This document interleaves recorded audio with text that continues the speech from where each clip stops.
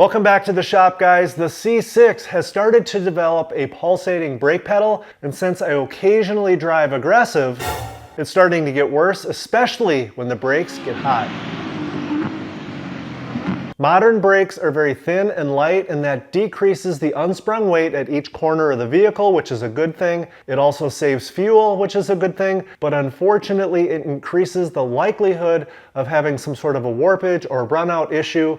And so let's go through the steps that I like to take to diagnose the issue and make the repair. The first step is to go for a test drive where you can make several hard stops safely.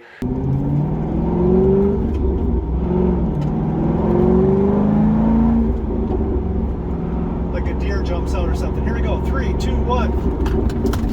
Whoa, that makes me nauseous. And try to determine if it's coming from the front or the rear, and that's usually fairly easy to do. It is usually the fronts, as they do most of the braking, and then if your spidey sense is really good, try to figure out if it's coming from the driver's side or the passenger side. Make sure you treat your test drive diagnosis as an educated guess and not the gospel. If you do enough of these, usually you can get the front or the back correct. Determining left or right is a little trickier, and that's why we always break out the tools and dig a little deeper. Now, I've obviously been driving the C6, and I'd bet $1 it's coming from the front brakes, although I'm not exactly sure which one. So let's get the C6 up in the air, which you can very easily do with a set of ramps and a floor jack as well. First, you're looking for obvious things like brake pads that are worn out, grooved, cracked, or rusted rotors, or spots on the rotor where you can tell someone came to a complete stop with very hot brakes and held the brakes on. Doing that can actually transfer some of the brake pad material to the rotor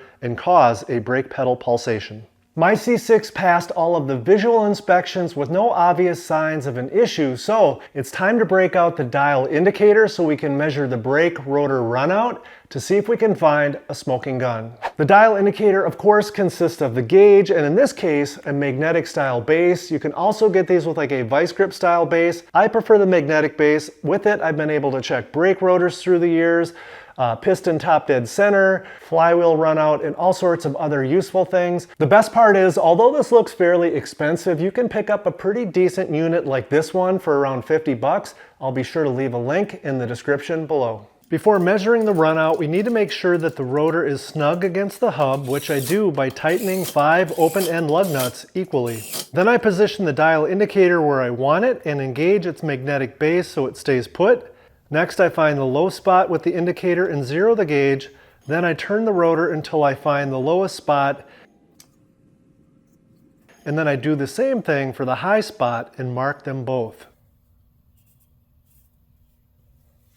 I believe the maximum GM spec for brake rotor runout is 0.02 of an inch. This one comes in at over 0.04 of an inch, so the rotor is shot, right? Well, not so fast. To know for sure, we need to check the hub itself for excessive runout, and then we also need to check for corrosion between the hub and the inner surface of the rotor to make sure it's not causing the runout issue.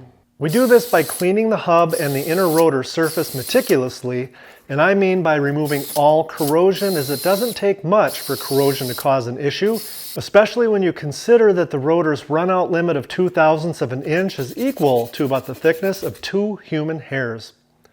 So now that everything is clean, I check the hub itself for runout, and as it turns out, it's fine. Then I bolt the rotor and hub back together to see if by cleaning them, it has reduced the runout, because it's absolutely possible that it could. But in this case, as you can see, it still has excessive runout, so corrosion was not the issue. Well, as it turns out, my rotor is definitely warped, so I'll need to replace it with this beauty right here. Oh, and in case the thought has crossed your mind, don't even think about having your Corvette rotor turned or resurfaced. Just simply don't do it. All right, so my collar mic just died, so the show must go on. I'm gonna finish the video with this one, and next I'm gonna bolt the brand new rotor up to the hub, and I'm gonna check its runout, because it damn well better be at or below the spec of 0.02 of an inch. And it is. Now, what if your rotors all check out within runout spec and yet you still have a pulsating pedal? Well, as I mentioned earlier, look for any signs of evidence that someone had come to a complete stop with really hot rotors and they kept their foot on the brake, and that pad material has somewhat transferred onto the rotor itself, because that can and will cause a pulsating pedal. If you find evidence of this on your rotor and it's not too bad, you might be able to remove it with some 60 or 80 grit sandpaper, so give that a try. Another spec to check if you've got this issue is the maximum thickness variation of your rotor. In order to do this test, you need a micrometer, and you're going to check the thickness in 4 or 5 spots around the perimeter of the rotor, and you're looking for any variation that is more than about 1/1000th of an inch. If you find any thickness variations exceeding this number, you're going to need a new rotor. And of course, anytime you're working on your Corvette's brakes, you're going to want to measure the thickness of the rotor to make sure that value is at or above the discard thickness spec. If it is too thin, even by just a little bit, don't be cheap. Toss it and buy a new one. And lastly, if you're in doubt about any brake related item, take it to a qualified professional. Don't guess, your brakes are just too damn important. Guys, that's a wrap on this video. If you learned anything, please hit that thumbs up below, subscribe so you don't miss the next one, and most of all, thanks for watching. And hopefully I'll have a replacement microphone for the next video.